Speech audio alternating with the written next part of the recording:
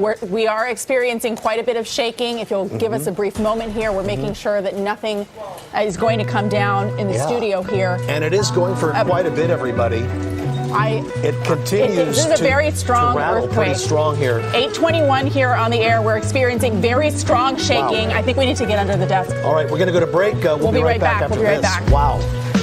California residents remain on edge tonight. 2 major earthquakes and 3,000 aftershocks. So we're experiencing an earthquake right now. Whoa, yes we are. Can you feel the earth below you? Yes, I can. Here at Thomas and Mack. Yes, I can. The building is swaying just a little bit. So here's a question for you. How good are we at predicting whether this earthquake is going to come tomorrow, the next day, the day after? Look, I'll be blunt. It's voodoo, black magic. I've never experienced an earthquake before, but I knew exactly what it was when I felt the ground beneath me. Correct. It was crazy because everything that survived the first earthquake didn't survive the second. We will see the big one. It's inevitable. It's going to happen. It's the law of physics. We keep hearing aftershocks, aftershocks, aftershocks. How worried should people be there? The city that shakes together stays together. The probability of a big one hasn't changed at all. Long overdue. We're playing Russian roulette with Mother Nature. Oh my Lord. That's an earthquake. That's a big fucking earthquake. I just said fucking on my channel.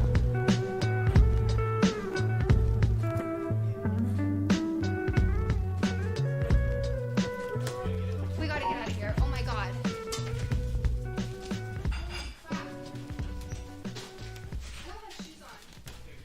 Black magic. John, where are we right now? Would you do me a favor and describe our surroundings? Looks like an old mattress on the ground. We're in looks like a storage shed. I think there might be blood on the walls. I think this is maybe where you dispose of dead bodies. Close. It is called the Bear Cave. Because there's so many bones. There's some corpses around somewhere. They might not be human corpses, but there's carcasses. I believe we call those carcasses in the animal kingdom. You're going to get PETA in here in 10 minutes flat. We're in my garage, a.k.a. the Bear Cave. In sunny California. Sunny California. John Schimpf. In the house. Is here. I'm going to edit out my last name so nobody knows who I really am. I think it's too late for that. John S. Yeah. Actually, his name is Capn Dingus, everyone. So here we are, John. New phase. You know, we've been talking about this forever. John came out with the spouse, and they have been putzing around LA, seeing the sights, going on drives. We've been eating good food.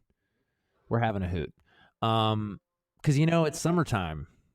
It's the time to see the sights, putz around, eat some good food. Yeah, but summertime in LA is dramatically different than summertime in Chattanooga because it's about 70 degrees and then at night goes down to about 60 degrees. Mm-hmm. So it's constantly gorgeous. It's otherworldly. It's kind of like fall everywhere else. Right. Except everything is in bloom, even though it was also in bloom a month and a half ago. There's a papaya tree in the front that's got huge fruit. We got some avocado. We got some, what else do we have? We have some plums. We've got some limes growing. These are all in our yard. We've got an avocado tree with, how many avocados you think is on that tree? 50. You think 50? I think over 100. Really? Don't doubt my avocado tree. They're $4 a pop. You got a couple nice dinners sitting up in that tree. Oh, yeah, baby. Just got to find a buyer, mm-hmm. which would take a while. So what episode are we on, John? Do you know off the top of your head? I think it's 55. Oh my gosh. We are exactly halfway to 100. Math was never my strong suit. So couple things. Right before you came out, there was an earthquake. And you said, what did you say? I forget. You said you said it was relating somehow to the cosmic shifts that you're causing by visiting. Yeah. Right. literally quaking. And then this was a fun update. I went to another Dodgers game, as you know. Right. I went to another Dodgers game, and we're sitting in the the second from the top deck. Mm-hmm. We're sitting from the second to the top deck, and what should happen? All of a sudden, everything starts shaking. Everything. And everyone in the stadium goes quiet. It's so crazy. And the guys are playing on the field? The guys are on the field. The batter, I don't know if they could really feel it. At one point, he kind of stood back and was like, you could tell he was kind of like, what's going on? But everybody starts as quiet for a sec, and for a solid 20 seconds, everything shook. Not dramatically, but it felt like you were kind of on a boat on some water. It was very strange. It was not kadoosh. It was just kind of this weird rocking. Is there a noise associated? I did not hear any noises. No rumbling? No rumbling. Just very strange shaking. Everybody's freaking out because there was a 7.1 magnitude earthquake. Oh my gosh! And we were sitting in Dodger Stadium with 50,000 other Los Angelinos, and a lot of people thought we were going to die. Sure, naturally. Most people didn't. No one went anywhere. They just kept playing. It was the fourth inning. They just kept playing. Nothing happened. So that was interesting. That's how you know somebody who's been through an earthquake or not. Yeah. If you stay calm, you've probably been through one, huh? Yeah, I thought it was kind of awesome. I thought it was just the most LA experience I could possibly imagine in certain ways. And did they go back to playing? They did. They finished the game. I think it kind of threw off the mojo a little bit. We ended up losing. It was a very close game.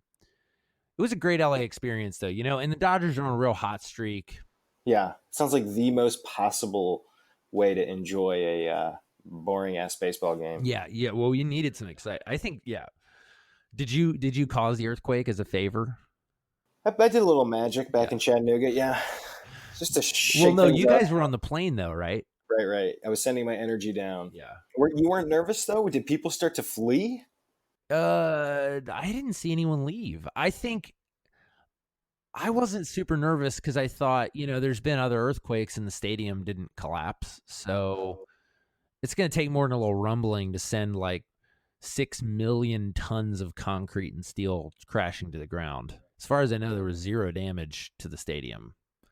So I wasn't particularly concerned. Well, I was flying overhead and I was in an airplane and I went to use the bathroom. And I saw the people in the seats watching the screens they have on the back of the seats. Okay. And they had live TV on. At first, I thought it was a movie because there was buildings in flames and like absolute pandemonium. And the headlines were so dramatic, like largest earthquake ever in years. California in flames. Exactly. I thought it was a movie for a second. And then I looked closer and saw the day and it was current. It freaked me out, man. I thought we were going to land in some post-apocalyptic California wasteland. Did you? We came in and it was like everybody's in shorts and t-shirts walking around having a great time. So the answer is kind of? Yeah, something like that. All right, what are some other highlights of the trip so far? It did save my life. Oh, yes. I did in some senses save John's life. We went to the Comedy Store, which was fun. Who did we see at the Comedy Store? We saw Mark Maron. That was cool. Mark Maron was cool. We saw Tiffany Haddish. She's got good vibes, good energy. She was a voice on the second Lego movie. She was like a villain. She was? Yeah. She played, I forget the character's name, but we can look it up. But she was great. The Jamie Kennedy from the Jamie Kennedy Experience was there. I didn't even recognize him because I used to watch that show. Mm-hmm. And I was like, oh, this guy's funny. I wonder who he is. It was Jamie Kennedy from the Jamie Kennedy Experiment. I wonder what else he's been up to. And that chick from SNL was there, Melissa Villasenor. Villasenor. She was good. Senor. She was good. So we saw that. We left. It was great. We had a good time. Then we went to Norm's Diner. Up in Hollywood. We went to Norm's. Or West Hollywood, I guess, maybe. And there was a guy, asking for money when we came in, and Uncle Zay politely turned him down. And he's like, this is some bullshit. And I was like, well, is it though? I don't have cash to give you. And that was it. He went away mumbling, but you and I stood out talking for a second. He came back up to me, and I had said nothing to this guy, but he came right up to me, And he said, "Can I punch you? Can I punch you in the face?" With his arm cocked back, and you, in a bolt, reached your arm out and blocked me from getting sucker punched right in the yap. That's how John remembers it. I remember coughing on him, kind of like, and he fell over. Yeah, right. And now you got a lawsuit on your hands because you hit his head. Exactly. No, but I kind of nudged him and he fell away because I think he weighed about 6 pounds. Yeah. And then he was very upset. And so for the next 90 seconds or so, he just proceeded to scream at us and try to get us to fight him. He took his shirt off, which was interesting. Oh, the probably one of the more interesting aspects of his vibe was he had a very large, probably 4-inch by 4-inch tattoo on his neck that looked like a 4-year-old had drawn it. It said "fuck you" tattooed on his neck. Not a great scene. It actually inspired me to get a tattoo, but a similar one? Yeah, maybe. You never know. Yeah. Definitely intimidating. It was a little intense. So John and I were debriefing afterwards. It was a little weird. It was very sad, because I think it became very clear that he really wanted to fight. And I think not probably with the intention of winning. I mean, there's no, although who knows, man, he might have had crazy man strength, which was another thing we did not fight. We just kind of kept backing up and we're like, dude, get out of here. Get out of here. I'm walking here.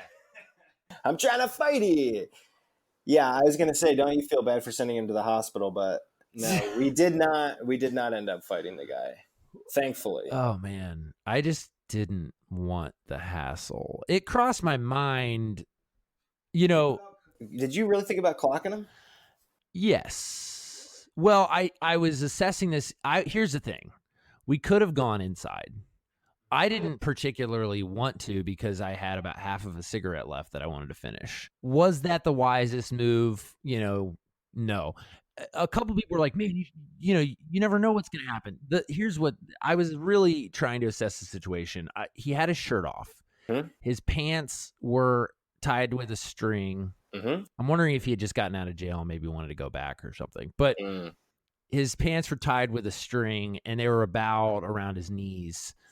So I knew, I was like, where would he be hiding a knife, So I wasn't particularly worried about it. So I just kind of kept backing up and he kept trying to, come at us and we just kind of, ninja dodged him a few times. It was okay. Could have been worse. And that was it. He went on his merry way and I wouldn't call his way merry, but he did go on his way, yes. It's a perception thing, He might be having a hoot. And then we went in and had some bacon and eggs. So that's basically the whole trip so far, I'd say. Can't think of anything else that happened. Yeah, it was definitely a highlight. Yeah.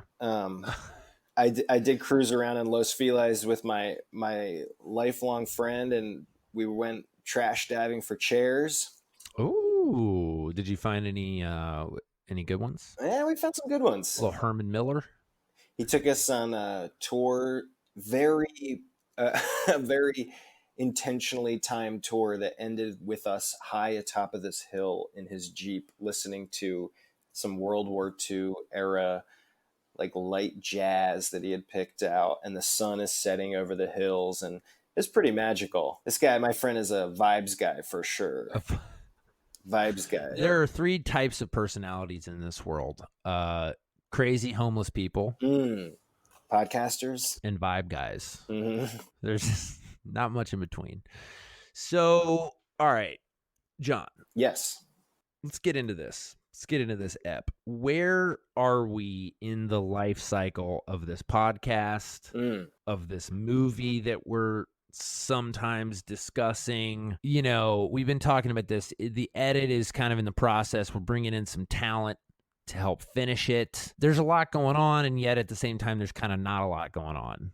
And how does that make you feel? It makes me feel useless. Can you be more specific? No, I don't know. Useless is the wrong word. It makes me a little anxious. Right. I like to be the one sort of driving. I don't like to sit in the back seat. I like to drive. I even if I'm giving directions, I still would rather be giving directions and driving. But as we discussed on a previous episode, that isn't how it works usually. You got to give up the driver's seat. Because then if you're in the back, you can draw pictures and stuff. Well, you can't give directions and drive because you end up crashing into a wall. Without it, keep your eyes on the road. Mm-hmm. Quick PSA: this episode is brought to you by the Coalition Against Texting and Driving. They just made a law where I live that you can't have your phone, or you cannot be using your phone whatsoever. There's no wireless, hands-free calling, nothing. You're not allowed to do anything. Wow. They're giving tickets out aggressively. How do you feel about that?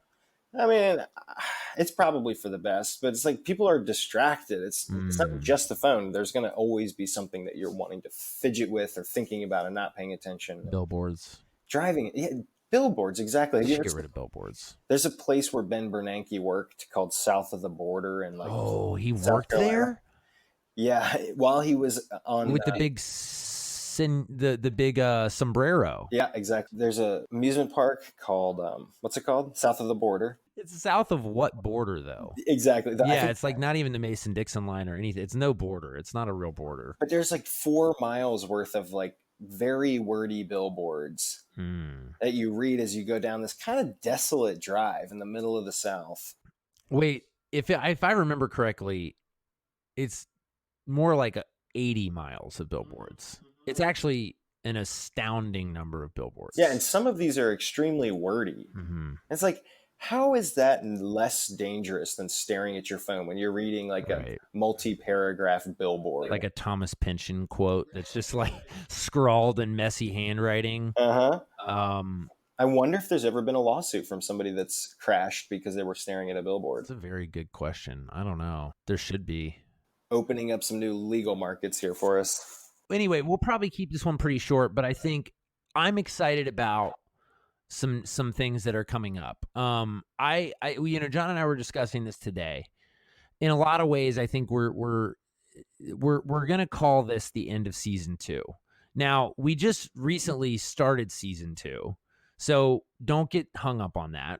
Our seasons are they don't necessarily coincide with the setting of the sun.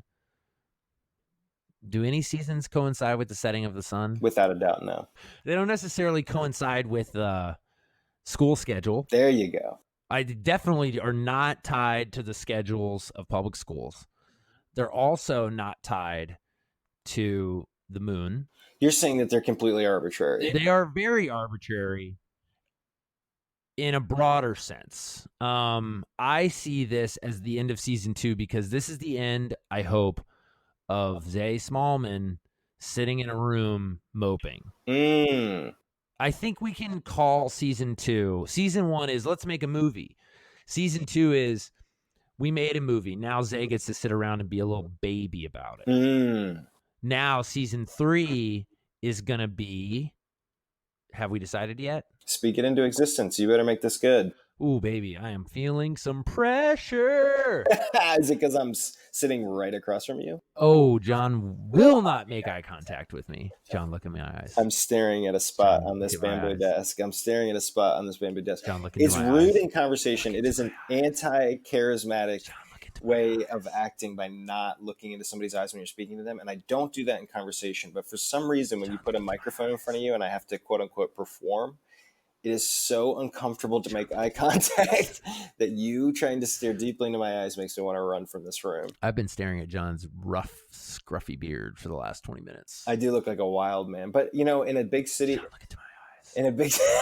You just did. I got a glimpse. I won. I got a glimpse. I win. I read an article about Stuart Butterfield. I've mentioned this so many times, but he was the founder of Slack, and he was talking about how Gawker Media was their biggest unpaid user for forever.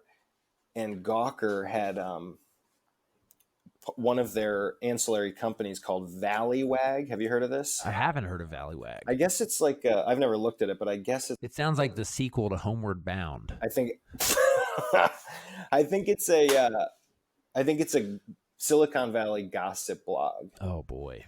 And anyway, so Gawker was using the free version of Slack for forever. And the owner of Gawker had tweeted about it, that he liked Slack, but they were never going to pay for it. And Stuart Butterfield Did he explain why?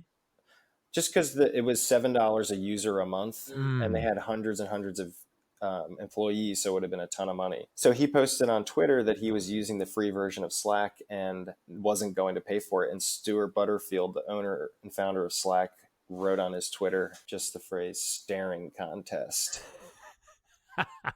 And eventually they caved and they got the paid version of it. He won. But I thought that was so funny. That's sort of what we're doing right here. Yeah. Except way less high stakes. Look into my eyes.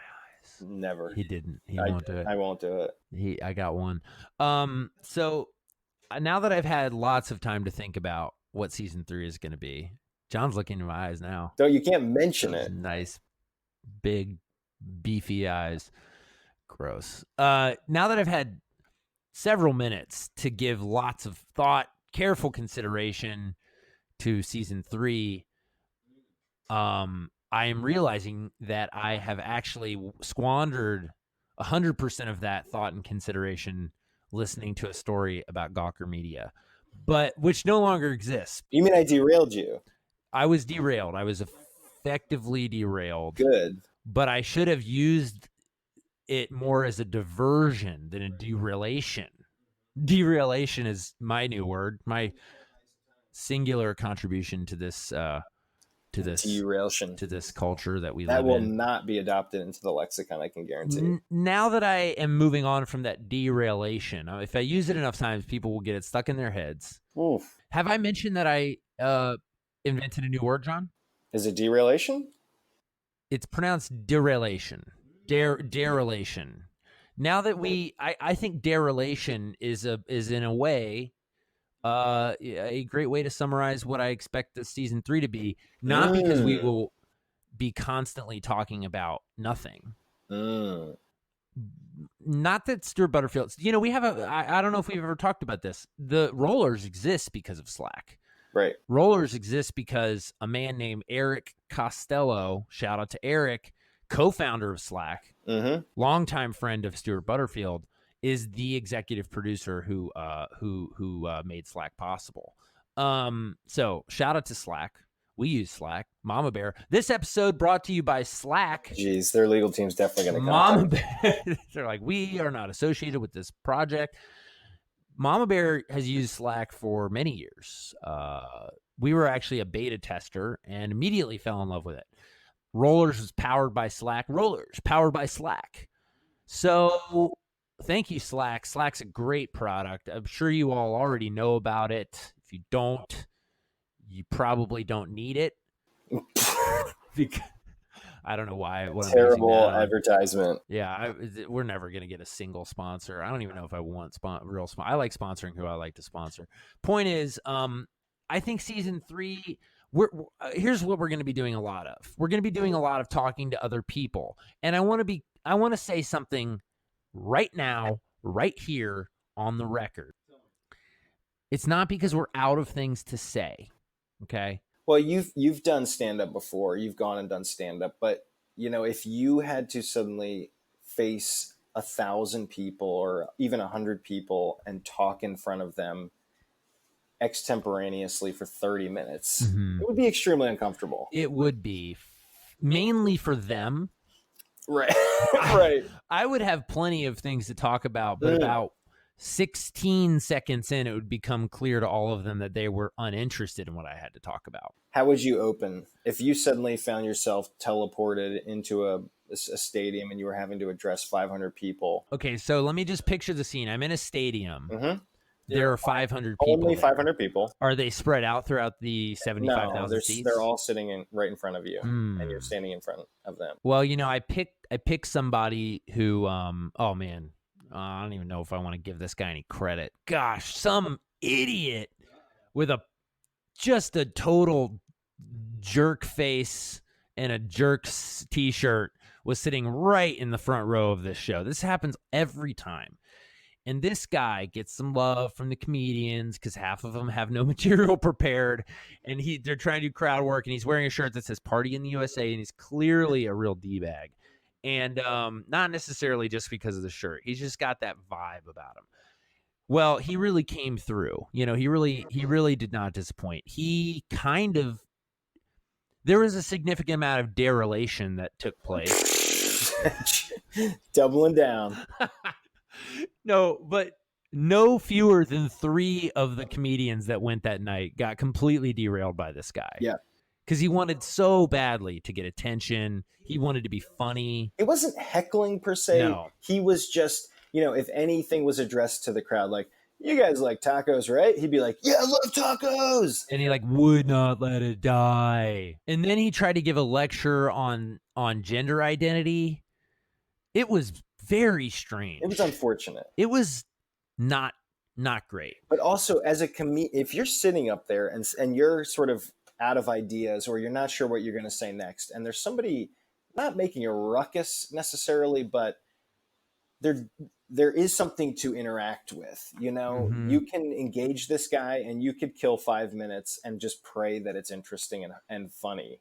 Yeah, that you could pull something out of this. Yeah, and you some see of them a guy did. with a jerk face, and you just are like, "Let me do something with that guy." Yeah, let me use this clown. Yeah, but the problem is that he wasn't okay with being used. He needed a little bit more attention than just that. It made me sick to my stomach. But the thing about that dude was he was playing it relatively cool till deep into the show. At first, he was just fun guy at the party, and then it became too much. He got a little drunky drunk. He got a little overconfident. Ugh. The guy was up there getting fist bumps from Mark Maron. Yeah.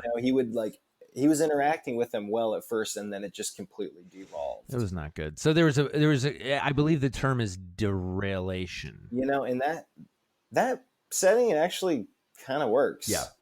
He was an expert in the art of derelation. And so those comedians had a derelation of duty when they just let this guy run amok on their show. You got to shut that down, baby. You got to shut it down. You got to shut that shit down. Okay. But those people were doing multiple shows. Yeah. That was the first of 3 shows they were going to do. Mm-hmm. And it almost felt like we're getting warmed up on, right? Mm-hmm. A little bit. Yeah, it felt a little bit like that. It was kind of like, when you go get a massage and they kind of just start poking at the back of your head a little bit, Yeah.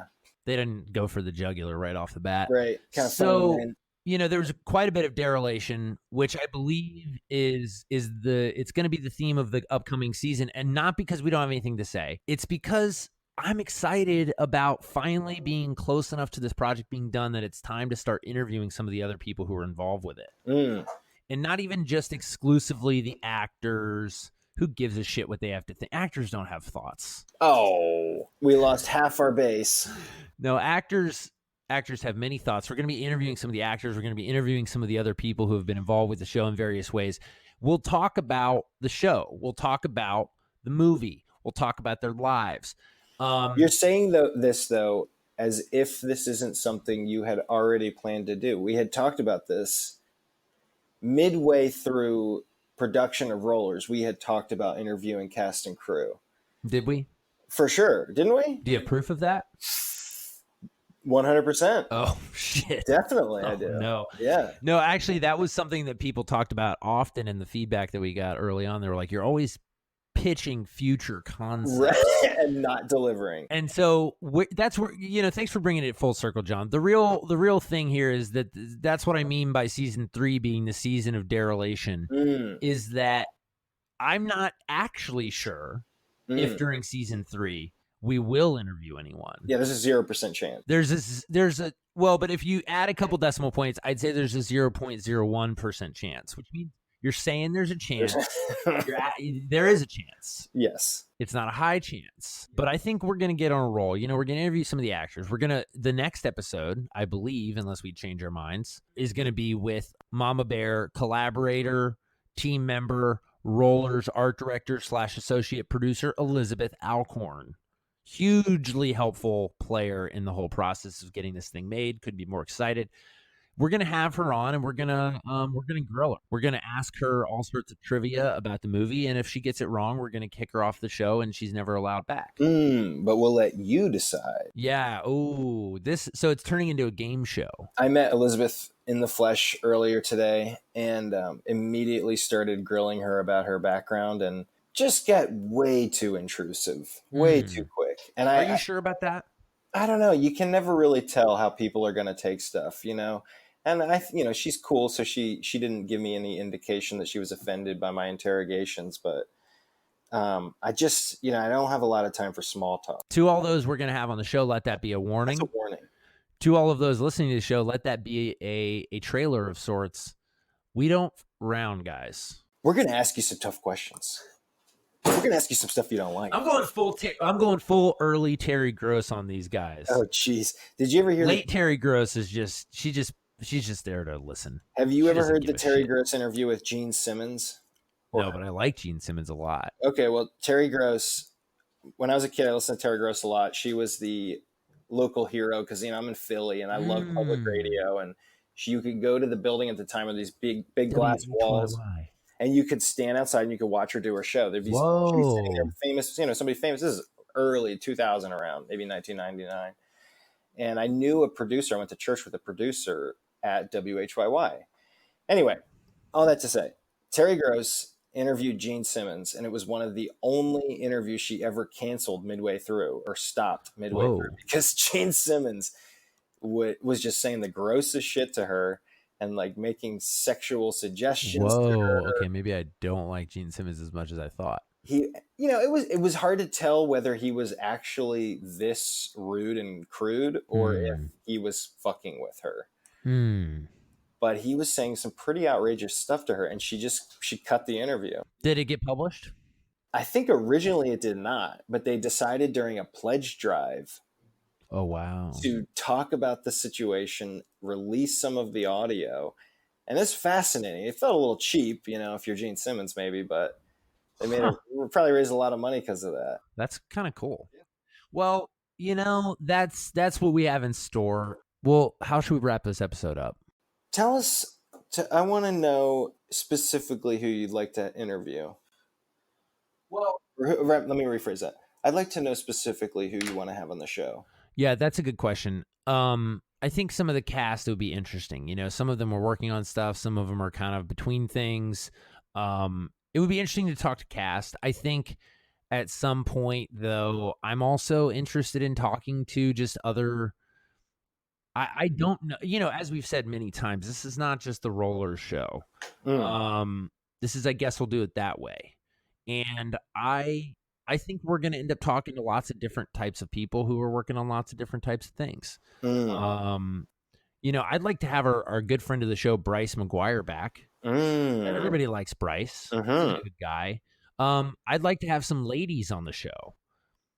We've never, I don't know why. It's not on purpose. We've never had any ladies on the show. Question. Are there people that are so toxic but famous that you would not let them come on your podcast? That's a very good question. What if R. Kelly called you up and asked to be on the podcast? Is he ambiguous enough in his misdeeds or you would not? Nah, I don't think I'd have R. Kelly. I think there are certain people who are controversial but not sort of certified villains. I think R. Kelly is pretty much in the villain category. A certified villain, huh? I think so. I mean, according to the people who know a lot more about this, about his deeds than I do. Let me run a couple people by you. Ready? Speed round. Okay, ready? O.J. Simpson. No, and here's why. Because he isn't... Speed round. No, well, this is good, though. I probably wouldn't have O.J. Simpson on because he's not a filmmaker. He's not he's not a writer. He's not a comedian. He's not an actor. He was an actor. Well, he's in that Hertz commercial. Kinda an actor. He's not an artist. Let's put it that way. And I think to some extent, I'm interested in people who are connected at least peripherally to the art and craft of entertainment. Okay, fair enough. Now, if he was just purely a super interesting dude, I would consider it. But it would feel to me like a major PR stunt. One that I would consider. I'm not above admitting I'd consider it. Okay, fine. Tough no. Harvey. No. Okay.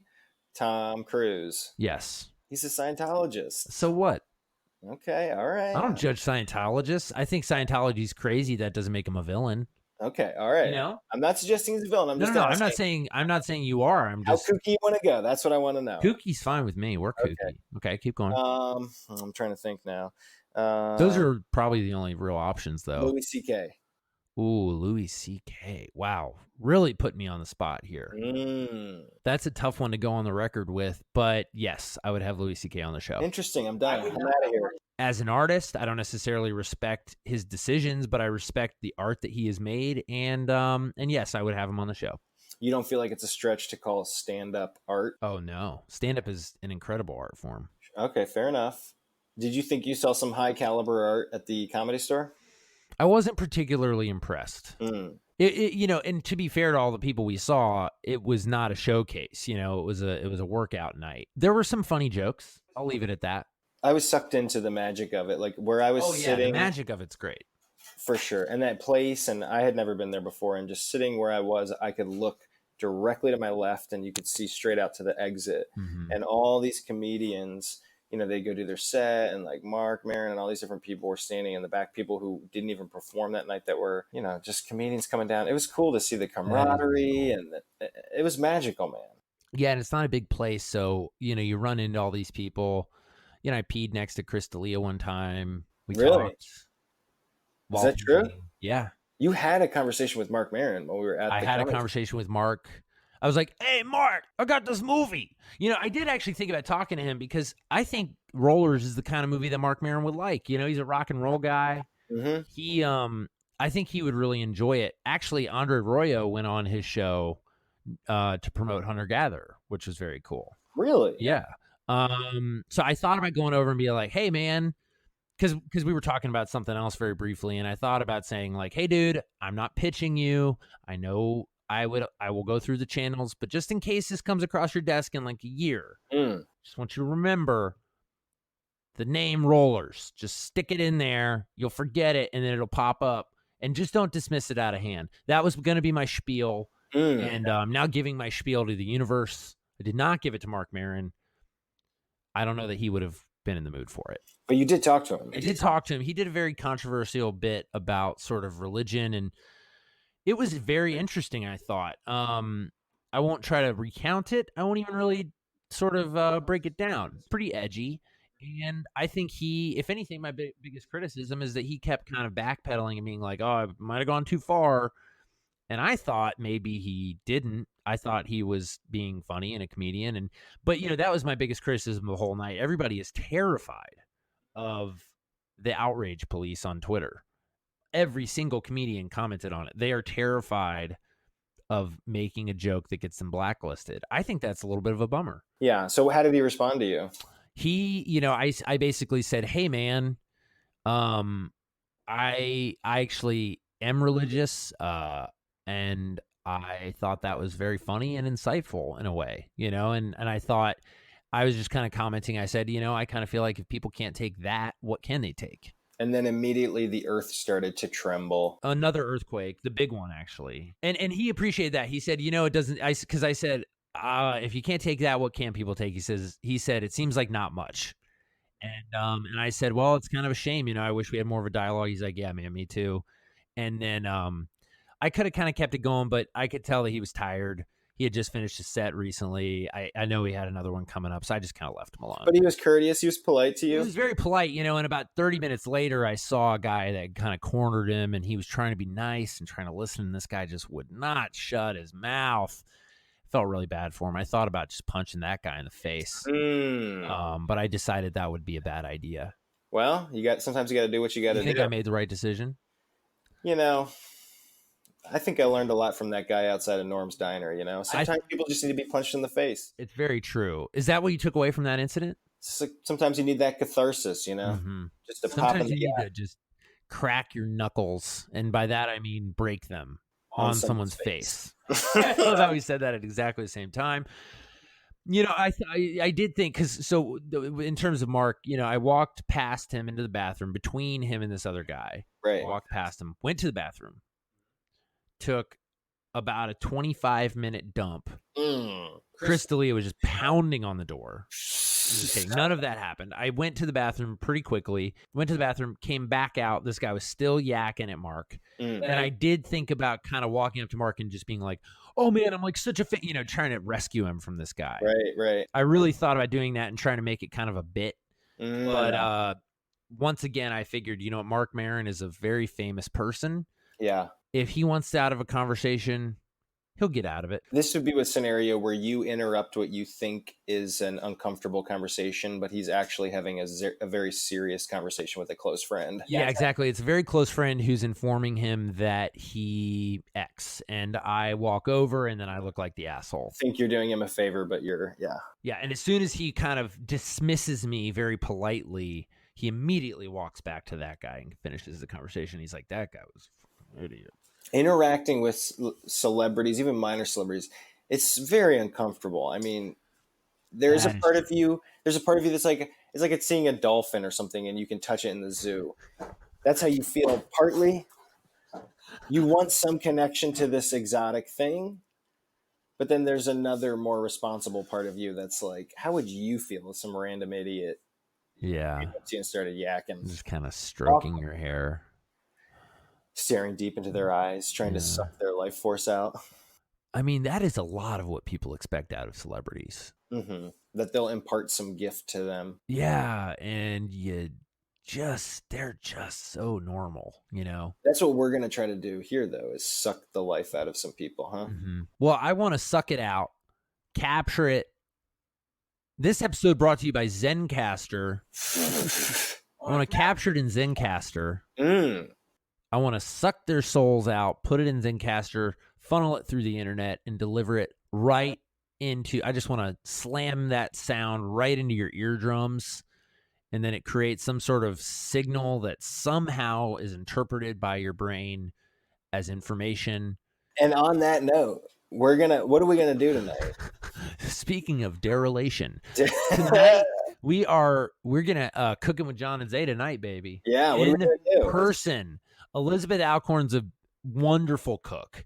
She's going to be in the kitchen cooking while we hang out here. Watch football and drink beers. Exactly. No, Elizabeth, John, and I are going to be making some food. Elizabeth has what is called a yakitori grill. Excuse me? It's a style of Japanese grilling with a very specific kind of wood that imparts a delicious flavor to the food. I've never had it myself, but I hear it's incredible.